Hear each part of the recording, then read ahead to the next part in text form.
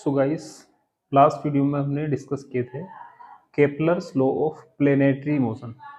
अब हम इस वीडियो में इसके आगे का टॉपिक पढ़ेंगे जो कि है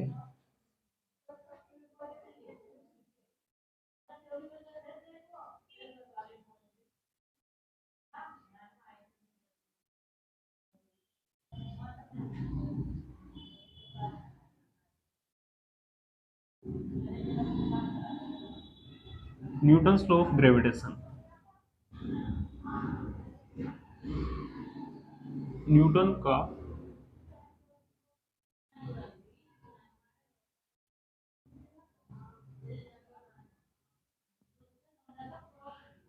गुरुत्वाकर्षण का नियम।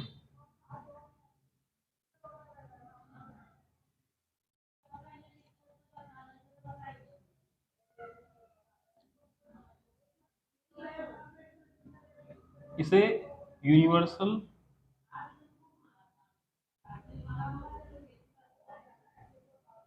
लॉ ऑफ ग्रेविटेशन भी कहते हैं।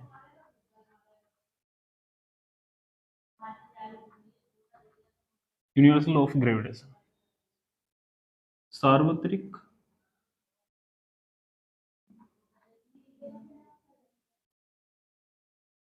गुरुत्वाकर्षण का नियम।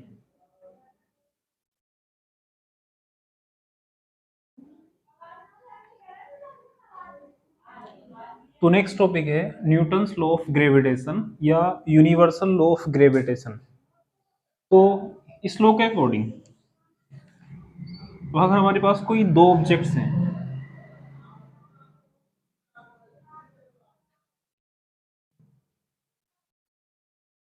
जिनके मास हैं m1 और m2 और इन दोनों ऑब्जेक्ट्स के सेंटर के बीच की जो डिस्टेंस है वो है स्मॉल r। सपोज दैट कोई भी दो ऑब्जेक्ट्स हैं जिनके मास हैं m1 m2 और इनके बीच की जो डिस्टेंस है वो है स्मॉल r। तो न्यूटन ने बताया कि अगर यूनिवर्स में कोई भी दो ऑब्जेक्ट चाहे कहीं पर भी प्रेजेंट हो, अगर उनके मास m1 और m2 हैं और उनके बीच की डिस्टेंस है स्मॉल r, तो इन दोनों ऑब्जेक्ट के बीच एक फोर्स वर्क करता है, एक बल लगता है जो इन दोनों ऑब्जेक्ट को एक दूसरे की ओर अट्रैक्ट करता है, आकर्षित करता है। न्यूटन के अकॉर्डिंग वो जो फोर्स F है वो इन दोनों ऑब्जेक्ट के मास के प्रोडक्ट के प्रोपोर्शनल और इन दोनों ऑब्जेक्ट्स के बीच की जो डिस्टेंस है उस डिस्टेंस के स्क्वायर के इनवर्सली प्रोपोर्शनल होता है। मींस अगर कोई दो ऑब्जेक्ट हैं जिनके मास है m1 m2 और उनके बीच की जो डिस्टेंस है वो है स्मॉल r, तो अकॉर्डिंग टू न्यूटन इन दोनों के बीच एक फोर्स वर्क करता है जो इन दोनों ऑब्जेक्ट को एक दूसरे की ओर अट्रैक्ट करता है, आकर्षित करता है। और इन दोनों ऑब्जेक्ट के बीच लगने वाला फोर्स F इन दोनों ऑब्जेक्ट के मास m1 और m2 के प्रोडक्ट के प्रोपोर्शनल होता है और इन दोनों के बीच की डिस्टेंस के स्क्वायर के इनवर्सली प्रोपोर्शनल होता है। मीन्स अगर हमारे पास कोई एक ऑब्जेक्ट है, सपोज दैट ये मार्कर है, हम इसको इसके ओपनर को अलग कर लेते हैं, ये इसका कैप है और ये इसका बाकी का पोर्शन अलग हो गया है। अब अगर हम इन दोनों ऑब्जेक्ट्स को एक दूसरे से कुछ डिस्टेंस पर रखें, कुछ दूरी पर रखें, तो ये दोनों ऑब्जेक्ट एक दूसरे को एक फोर्स से अट्रैक्ट कर रही हैं, एक बल से आकर्षित कर रही हैं जिसको कहते हैं ग्रेविटेशनल फोर्स, गुरुत्वाकर्षण बल। और इन दोनों के बीच जो लगने वाला ग्रेविटेशनल फोर्स है वो इन दोनों ऑब्जेक्ट्स के मास, जो इनके मास है, अगर हम इनके मास मेजर कर लें, सपोज दैट इसका मास है 2 kg और इसका मास है 4 kg। ठीक है, मास को रिप्रेजेंट करते हैं m से। m1 की वैल्यू 2 kg है, m2 की वैल्यू 4 kg है।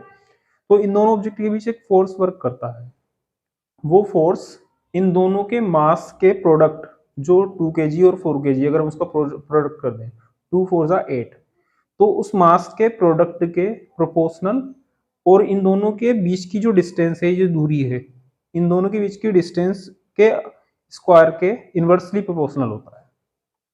सपोज दैट हमारे पास ये एक ऑब्जेक्ट है और हम दूसरी ऑब्जेक्ट मान लेते हैं अर्थ। अर्थ एक दूसरी ऑब्जेक्ट है। तो अभी हमने इसको यहाँ ऊपर की तरफ हैंग किया हुआ है, पकड़ा हुआ है, लटकाया हुआ है। तो जैसे हम इसको फ्री करेंगे तो अर्थ इसको नीचे की ओर अट्रैक्ट कर लेगी, आकर्षित कर लेगी, क्योंकि अर्थ एक ऑब्जेक्ट है जिसका अपना एक मास है, ये भी एक ऑब्जेक्ट है क्योंकि इसका भी अपना एक मास है। तो ये दोनों मास एक दूसरे को अट्रैक्ट कर रहे हैं, आकर्षित कर रहे हैं। इसी तरह से ये भी एक ऑब्जेक्ट है जिसका मास मान लेते हैं m1 है, और अर्थ एक दूसरी ऑब्जेक्ट है जिसका मास मान लेते हैं m2। तो जैसे हम इसको फ्री करेंगे तो अर्थ इस ऑब्जेक्ट को भी अपनी ओर अट्रैक्ट कर लेगी, आकर्षित कर लेगी, क्योंकि according to Newton's law of gravitation, गुरुत्वाकर्षण के नियम के अनुसार कोई भी दो ऑब्जेक्ट चाहे वो यूनिवर्स में कहीं भी प्रेजेंट हो, उन दोनों ऑब्जेक्ट के बीच एक फोर्स वर्क करता है जो उन दोनों ऑब्जेक्ट को एक दूसरे की ओर अट्रैक्ट करता है। प्रैक्टिकली हम इसको करके भी देख सकते हैं। अगर हम अर्थ को एक ऑब्जेक्ट मान लें और एक दूसरी ऑब्जेक्ट हम कुछ हाइट पर रख लें, तो जैसे हम इसे फ्री करते हैं तो ये नीचे की ओर जाती है, मीन्स अर्थ इसको नीचे की ओर अट्रैक्ट करती है। और इन दोनों के बीच जो ये लगने वाला अट्रैक्शन फोर्स है, फोर्स ऑफ अट्रैक्शन है, ये इस ऑब्जेक्ट और अर्थ के मास के प्रोपोर्शनल होता है, और इन दोनों के बीच की जो डिस्टेंस है उस डिस्टेंस के स्क्वायर के इनवर्सली प्रोपोर्शनल होता है।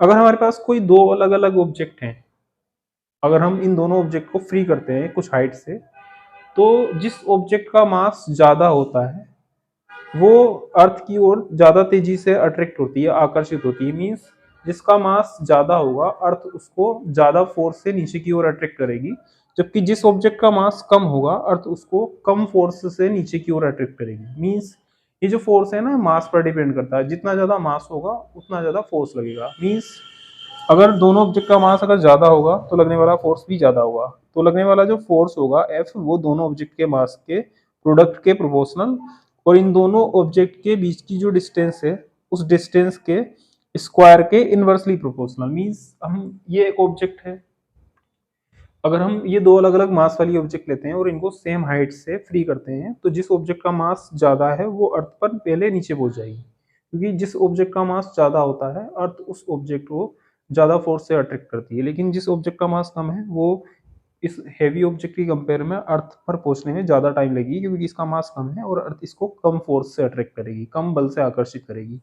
ठीक उसी तरह से अगर हम सेम सिमिलर दो अलग अलग ऑब्जेक्ट ले लें, एक ही जैसी दो ऑब्जेक्ट, एक को हम एक हाइट पर रखें और एक को दूसरी हाइट पर रखें, और अगर इन दोनों के मास सेम हैं, तो एक ऑब्जेक्ट को हमने मान लेते हैं, ये दो अलग अलग ऑब्जेक्ट हैं, कुछ देर के लिए मान लेते हैं इन दोनों ऑब्जेक्ट के मास जो है सेम है, तो जितना मास इसका है उतना ही मास इसका है, और हम इन दो ऑब्जेक्ट्स को दो अलग अलग हाइट पर लेते हैं। जैसे इस ऑब्जेक्ट को हम लेते हैं इस हाइट पर, जबकि इस दूसरी ऑब्जेक्ट को लेते हैं इस हाइट पर। तो जैसे हम इन दोनों ऑब्जेक्ट को फ्री करेंगे और इन दोनों के मास अगर सेम है, तो जो ऑब्जेक्ट अर्थ से कम डिस्टेंस पर है वो अर्थ के सरफेस पर पहले पहुंच जाएगी, उस ऑब्जेक्ट की कंपेयर में जो अर्थ के सरफेस से दूसरी ऑब्जेक्ट की कंपेयर में ज्यादा हाइट पर है। ठीक है, अगर हम दो सिमिलर मास वाली ऑब्जेक्ट को अलग अलग हाइट से फ्री करते हैं, तो जो अर्थ से कम डिस्टेंस पर है वो ज्यादा जल्दी नीचे पहुंच जाएगी, लेकिन जो अर्थ से ज्यादा डिस्टेंस पर है उसको पहुंचने में ज्यादा टाइम लगेगा। मींस जो ऑब्जेक्ट अर्थ के ज्यादा पास है तो उस ऑब्जेक्ट और अर्थ के बीच की जो डिस्टेंस है वो कम है, तो जब डिस्टेंस कम है तो वो ऑब्जेक्ट पहले नीचे पहुंच जा रही है, मींस उस पर ज्यादा फोर्स लग रहा है। लेकिन जो ऑब्जेक्ट अर्थ के सरफेस से ज्यादा हाइट पर है वो ऑब्जेक्ट अर्थ के सरफेस पर पहुंचने में ज्यादा टाइम ले रही है, क्योंकि अर्थ और इस ऑब्जेक्ट के बीच जो डिस्टेंस है वो इस ऑब्जेक्ट और अर्थ की कंपेयर में ज्यादा है। मींस यहाँ पर डिस्टेंस ज्यादा है और यहाँ पर डिस्टेंस कम है, तो डिस्टेंस अगर कम है तो फोर्स ज्यादा लग रहा है और ऑब्जेक्ट जल्दी नीचे पहुंच जा रही है। लेकिन अगर डिस्टेंस ज्यादा है और फोर्स कम है तो ऑब्जेक्ट जो है अर्थ पर पहुंचने में ज्यादा टाइम लगेगी। मींस लगने वाला जो फोर्स होता है पहले तो वो डिपेंड करता है मास पर। जैसे कि ये दो अलग अलग ऑब्जेक्ट हैं, दोनों को अगर हम सेम हाइट पर रखते हैं तो जिस ऑब्जेक्ट का मास ज्यादा है दोनों को अगर हम एक साथ फ्री करते हैं तो जिस ऑब्जेक्ट का मास ज्यादा है वो अर्थ पर पहले पहुंच जाएगी। मींस मास अगर ज्यादा होगा तो फोर्स ऑफ अट्रैक्शन ज्यादा होगा, जिससे अर्थ उसे जल्दी नीचे की ओर अट्रैक्ट कर लेगी, और अगर मास कम होगा तो फोर्स ऑफ अट्रैक्शन भी कम होगा और ऑब्जेक्ट अर्थ पर पहुंचने में इसकी कंपेयर में ज्यादा टाइम लगेगी, अगर दोनों सेम दूरी पर है, सेम डिस्टेंस पर है। लेकिन अगर हम एक दूसरी सिचुएशन ले लेते हैं, मान लेते हैं कि ये दो सेम ऑब्जेक्ट हैं जिनके मास सेम है, और हम इन दोनों ऑब्जेक्ट को अर्थ के सरफेस से दो अलग अलग हाइट पर लेते हैं, एक को कम हाइट पर और एक को ज्यादा हाइट पर, और अगर इन दोनों के मास सेम है तो जो ऑब्जेक्ट अर्थ के सरफेस से कम डिस्टेंस पर है वो अर्थ के सरफेस पर पहले पहुंच जाती है, क्योंकि डिस्टेंस कम होने पर फोर्स ऑफ अट्रैक्शन ज्यादा लगता है, क्योंकि फोर्स ऑफ अट्रैक्शन डिस्टेंस के स्क्वायर के इनवर्सली प्रोपोर्शनल है। अगर डिस्टेंस कम होगी तो फोर्स ज़्यादा लगेगा, और अगर डिस्टेंस ज़्यादा है तो फोर्स कम लगेगा और ऑब्जेक्ट नीचे पहुंचने में ज़्यादा टाइम लेगी। मीन्स अकॉर्डिंग टू न्यूटन दोनों ऑब्जेक्ट के बीच लगने वाला जो फोर्स होगा वो दोनों ऑब्जेक्ट के मास के डायरेक्टली प्रोपोर्शनल होगा। मीन्स मास अगर ज़्यादा होगा तो फोर्स ज़्यादा लगेगा, और दोनों के बीच की डिस्टेंस के स्क्वायर के इनवर्सली प्रोपोर्शनल होगा। मीन्स डिस्टेंस ज़्यादा होने पर फोर्स कम लगेगा और डिस्टेंस कम होने पर फोर्स ज़्यादा लगेगा। अब अगर हम इन दोनों को कंबाइन कर दें तो ये हो जाएगा F proportional to m1 m2 upon r square. अगर ये प्रोपोर्शनैलिटी का साइन रिमूव करते हैं तो F इक्वल हो जाएगा G m1 m2 upon r square, जहां G एक कांस्टेंट है, G एक कांस्टेंट है और इस कांस्टेंट को कहते हैं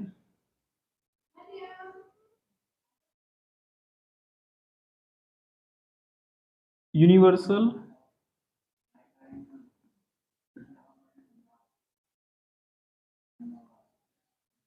ग्रेविटेशनल कांस्टेंट, सार्वत्रिक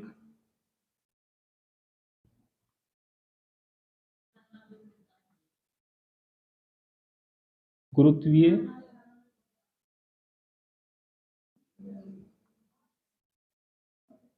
स्थिरांक, सार्वत्रिक गुरुत्वीय स्थिरांक। जी यहाँ एक कांस्टेंट है। जब हम प्रोपोर्शनैलिटी का साइन रिमूव करते हैं तो इक्वल का साइन आएगा और एक कांस्टेंट आएगा, उस कांस्टेंट को डिनोट करते हैं जी से, और जी को कहते हैं यूनिवर्सल ग्रेविटेशनल कांस्टेंट, सार्वत्रिक गुरुत्वीय स्थिरांक। अब अगर बात करें जी की तो जी एक कांस्टेंट है। अगर ये जो दो ऑब्जेक्ट हैं इन दोनों ऑब्जेक्ट के मास m1 और m2 मान लेते हैं दोनों हैं 1 kg, और ये दोनों डिस्टेंस दोनों ऑब्जेक्ट एक दूसरे से 1 मीटर की डिस्टेंस पर हैं, तो F होता है G m1 m2 upon r square. तो यहाँ से अगर हम G फाइंड करेंगे तो G हो जाएगा F इक्वल है G m1 m2 upon r square. G की वैल्यू फाइंड करेंगे तो आर स्क्वायर आ जाएगा मल्टीप्लाई में, और m1 m2 जो कि G की मल्टीप्लाई में है वो डिवाइड हो जाएंगे, तो G इक्वल हो जाएगा F r square upon m1 m2। अब मान लेते हैं कि इन दोनों ऑब्जेक्ट के जो मास m1 m2 है वो है 1 kg। ये ऑब्जेक्ट भी 1 kg की है और ये ऑब्जेक्ट भी 1 kg की है, और दोनों ऑब्जेक्ट एक दूसरे से 1 मीटर की डिस्टेंस पर है। तो अगर हम ये वैल्यूज इस फॉर्मूला में पुट करेंगे तो G equal F r square, r की वैल्यू है 1 मीटर, आर स्क्वायर इसलिए 1 का स्क्वायर अपॉन m1 m2 दोनों 1 kg हैं, तो m1 की वैल्यू 1 और m2 की वैल्यू भी 1, तो 1 इंटू 1 1, तो G इक्वल क्या हो जाएगा f इंटू 1 स्क्वायर f, और f को 1 से डिवाइड करेंगे तो भी f, मीन्स G इक्वल हो जाएगा f। तो G जो है ना है तो यूनिवर्सल ग्रेविटेशनल कांस्टेंट, लेकिन ये एक फोर्स है। ये कौन सा फोर्स है? ये वो फोर्स है जब दो 1 kg की ऑब्जेक्ट एक दूसरे से 1 मीटर की डिस्टेंस पर रखी हो, तो उस सिचुएशन में लगने वाला जो फोर्स होता है उसी को G से डिनोट करते हैं। मींस यूनिवर्सल ग्रेविटेशनल कांस्टेंट जो है G वो एक फोर्स है। ये कौन सा फोर्स है? ये वो फोर्स है जब 1 kg की दो ऑब्जेक्ट एक दूसरे से 1 मीटर की डिस्टेंस पर रखी हो, तो उस सिचुएशन में उनके बीच लगने वाला जो फोर्स होता है उसी को कहते हैं यूनिवर्सल ग्रेविटेशनल कांस्टेंट, और इसे G से डिनोट करते हैं। सो गाइस, अगर m1 m2 मास की कोई दो ऑब्जेक्ट एक दूसरे से r डिस्टेंस पर हैं तो न्यूटन्स लॉ ऑफ ग्रेविटेशन के अकॉर्डिंग F इक्वल होता है G m1 m2 upon r square. Okay, अब अगर हम यहाँ से G की वैल्यू फाइंड करेंगे तो G की वैल्यू फाइंड करने के लिए r स्क्वायर आ जाएगा मल्टीप्लाई में और m1 m2 आ जाएगा डिवाइड में, तो G इक्वल हो जाएगा F r square upon m1 m2। If we talk about unit of G,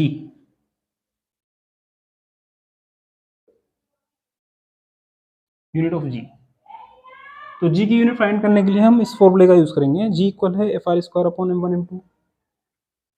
G equal है F R square upon m1 m2। G की यूनिट फाइंड करने के लिए यूज करेंगे हम इन सारी क्वांटिटीज की यूनिट। तो पहली क्वांटिटी है F, F होता है फोर्स और फोर्स होता है ma। जिसमें m एक मास है, मास की यूनिट होती है केजी, और f4 होता है एक्सेलरेशन, एक्सेलरेशन की यूनिट होती है मीटर पर सेकंड स्क्वायर।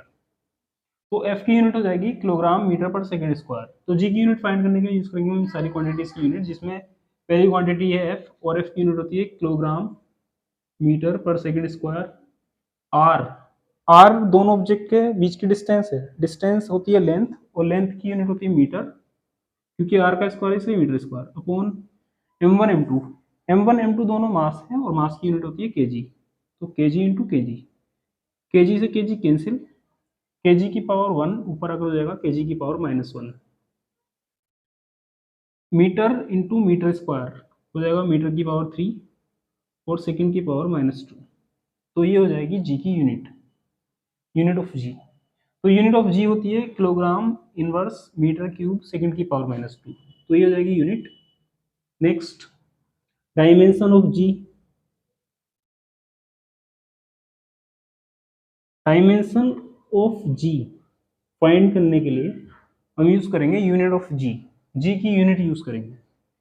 तो जी की जो यूनिट है वो है KG inverse metre cube second की पावर -2। इसमें अगर बात करें केजी की, तो केजी जो है मास की यूनिट है, मास को डिनोट करते हैं कैपिटल एम से, क्योंकि केजी की पावर -1 है इसलिए एम की पावर -1। नेक्स्ट है मीटर। मीटर यूनिट होती है लेंथ की, लेंथ को डिनोट करते हैं कैपिटल एल से, तो ये हो जाएगा L cube. S for second, second unit होती है टाइम की, टाइम को रिप्रेजेंट करते हैं टी से, तो टी की पावर हो जाएगी -2। मीन्स जी की जो डायमेंशन होगी वो हो जाएगी एम की पावर -1, एल की पावर 3, टी की पावर -2। ओके।